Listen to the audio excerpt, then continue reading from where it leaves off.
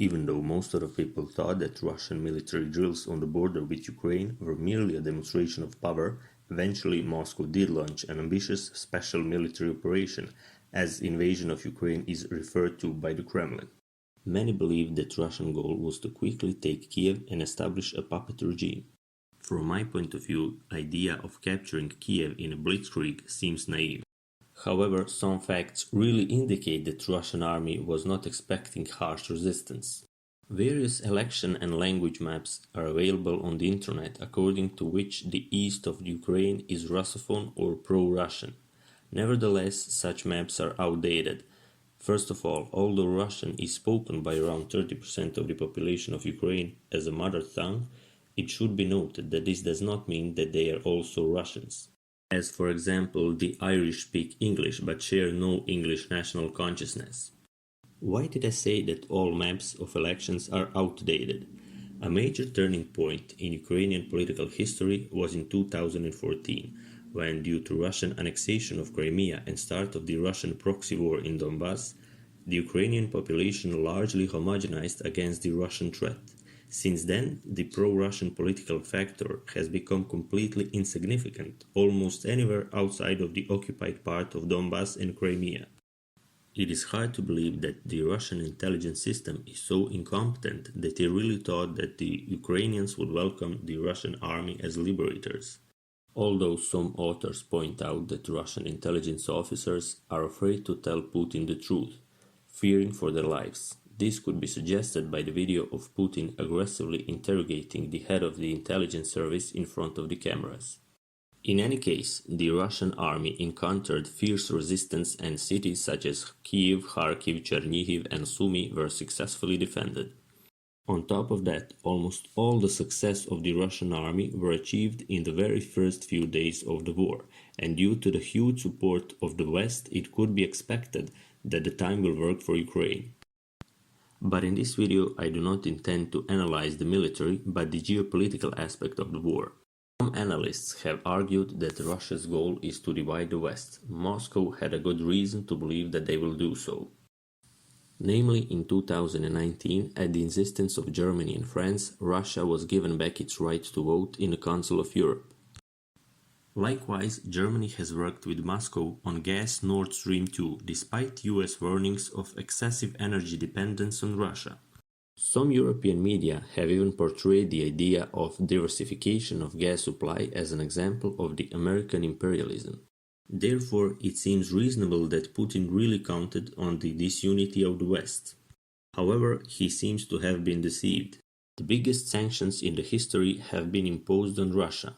Hundreds of large companies withdrew from the state. It should be noted that Russia is a relatively poor country whose total GDP is at the level of Spain or Italy, in spite of having few times bigger population and being the largest country in the world. In addition, they are highly dependent on energy exports. Europe is also heavily dependent on Russian gas, which is why European Union's new strategy is being developed. The basis of this strategy is turning to LNG terminals so that liquefied natural gas can be procured from the US, Qatar and other countries. Europe has also many of its own gas fields that are not sufficiently explored. Although many are skeptical of these intentions, it should be noted that this situation reminds a lot of the oil crisis of 1973 created by Arab states because of the war with Israel. At the end, West managed to explore its own oil fields and developed various new technologies to cut the oil expenditure. For example, machines in car industry changed significantly, and many new solutions in form of renewable energy have been found. While many point out Europe's dependence on Russian gas, it is often forgotten that Russia is even more dependent on gas exports to the European market.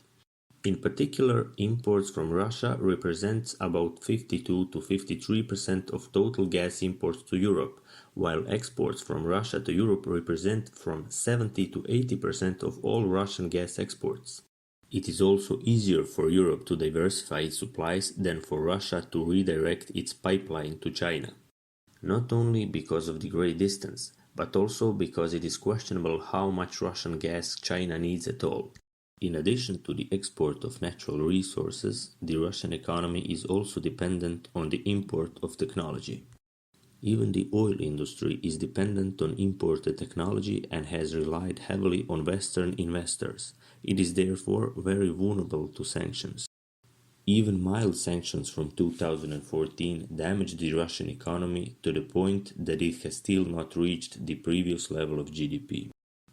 Even if China is willing to help a lot, which wasn't the case, the diversion to the Chinese market would take years. Russia, it seems, has no such amount of time. In 2009, the Economic Union BRIC was founded, and since 2011 it has been called BRICS. This organization includes Brazil, Russia, India, China, and South Africa. However, it is clear that BRICS cannot be an alliance to match the West. For example, India and China, the two largest members, are in constant conflict. Brazil is relatively weak and South Africa has huge social and economic problems. Despite the fact that most countries in the world have not imposed sanctions on Russia, the fact is that most of these countries are underdeveloped, meaning that their market has much lower purchasing power. And even if Russia found an easy way to transport goods, those markets have way less demand for Russian raw materials and products compared to the part of the world that has imposed sanctions. Moreover, it is also possible that a significant part of these so-called neutral countries won't be willing to resent the West and cooperate a lot with Russia. This can also be true for China. Furthermore, Russian invasion of Ukraine is harmful for China because it encourages the West to return production capacity to its own countries. This process was already triggered by the COVID crisis, and it is now accelerated by the Russian invasion. And since China is completely dependent on exports to the West, any blow to Western purchasing power is an indirect blow to China. In the end, China will probably try to buy as many Russian natural resources as possible and turn Russia into its economic colony. Not only because of the imperative of power, but also because of the fact that China has the whole world as its market, while for Russia, China would have been the last resort. Putin had probably miscalculated and thought that he would be faced with relatively mild sanctions as in 2014, and that the West would be divided and under the pressure of populations fearing the crisis. In France, for example, he could have expected new Yellow Vest protests due to high fuel prices. Instead, citizens across Europe are expressing support for Ukraine, and many of them are even agitating for even harsher sanctions. In addition to the economic one, Russia is threatened with a complete propaganda defeat. Russia has invested a lot in the last 20 years in building a propaganda machine in the West. In the West, Putin was often portrayed as a very positive person, and there were memes circulating on the internet in which Putin was depicted as a macho man who loves puppies and cares about his people. But thanks to the invasion of Ukraine, Putin is now portrayed as a new Hitler, and Russian media such as Russia Today have been banned. Putin himself contributed to the negative image by openly threatening with nuclear war, denying Ukrainians the historical right to exist, and so on. The Russian regime labeled pro-Western Russians as traitors who will be spat out by Russia like a mosquito. Large prison sentences were introduced for so-called spreading of false news about the Russian special operation, and Putin's politician Medvedev vowed for the reintroduction of the capital punishment. That is why even a large number of those politicians and public figures in the West who were perceived as pro-Russian had rejected and condemned Putin after the invasion. Moreover, Finland and Sweden, countries that were traditionally neutral, are currently considering joining NATO. Russia based its reputation largely on military power. Now that army seems to be a paper tiger. Piles of destroyed Russian war equipment, images of insufficient logistics, badly maintained and outdated military vehicles are damaging the reputation of Russia and the Russian army. Authoritarian states are often paper tigers. In conditions where the opposition media are weak or non-existent, the authorities successfully hide all their weaknesses and overemphasize the strength of their state. For example, a 1970s analysis of the Pentagon calculated that USSR was twice as strong as the United States.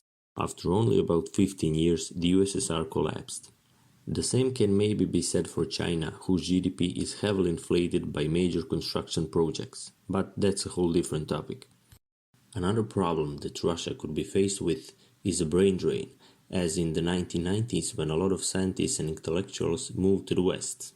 Many say that the goal of sanctions is to overthrow the government, but that may not be the case. Perhaps the goal is to weaken Russia to a great extent. Economic weakening weakens the Russian army, but also any Russian influence in the world. A major economic crisis could wipe Russia off the geopolitical stage.